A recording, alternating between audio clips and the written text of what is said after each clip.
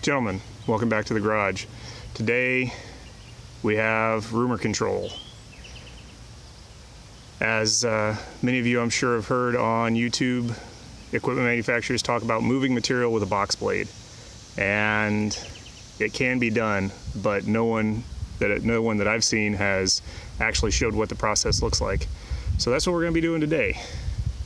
Here you can see we've got our Massey Ferguson 245 tractor and a 5-foot bush hog box blade that's had some additional weight put on it.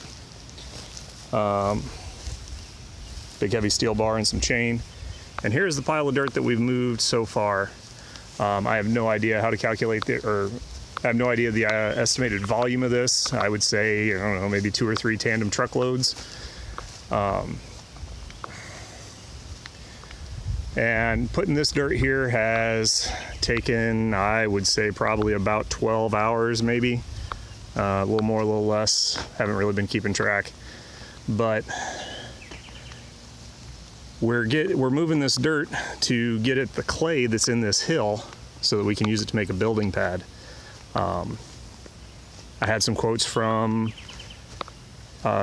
people that do excavation to come and do the work for me, and it was more money than I had to spend. So I've got a box blade and a tractor and some time, so I've been moving this with the box blade.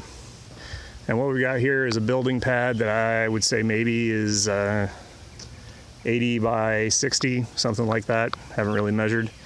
And what I did before I started moving dirt was I came over with a 2-bottom Ferguson plow and I plowed the whole pad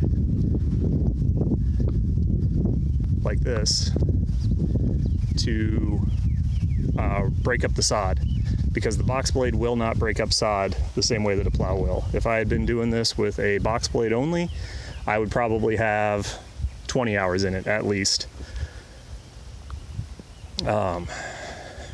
Because trying to go through sod with a box blade, it doesn't work. You can get through it eventually, but it takes a minute. So here you can see the travel path. We come and we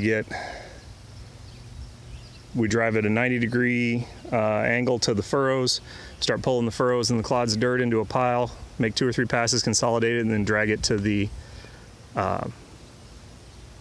pile. So we go down our haul path here, and that's another thing, you know, when you're moving material with a box blade, the tool is in contact with the ground. So you can't do this over a nice piece of lawn that you want to keep.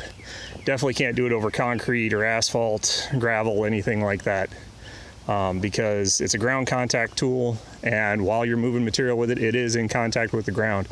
And here on the haul road, we've actually ended up on the low side, I would say 6 inches below grade, and on the uphill side 12 inches below grade just from the passes. And every time you make a pass, you cut a 1/2 inch off of your haul road. Another thing you need to be careful of is the slope on your pile, your ramp to get up on it, because you have to drive up over this ramp or up over this pile every time that you make a pass to dump material. And if this angle on this ramp gets too steep, your tractor will spin out, and there's been a couple times I've almost had the tractor buried to the belly before I realized what was going on. This is a very affordable way to move dirt. You just have to manage your expectations appropriately. You know, if I had something 4-wheel drive, I could be a little bit more aggressive, but I don't. All I've got is this little 2-wheel drive orchard tractor. And the thing that I run out of most is traction.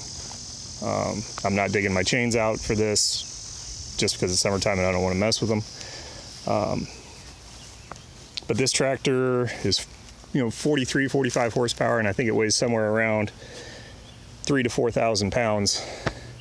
And getting a 5-foot box blade loaded up with dirt is about all you can maintain traction on. Otherwise you start spinning out. I mean, there's plenty of engine to pull it, but there's just not enough traction. So we will get you guys set up, and you'll get to watch this happen for a few minutes.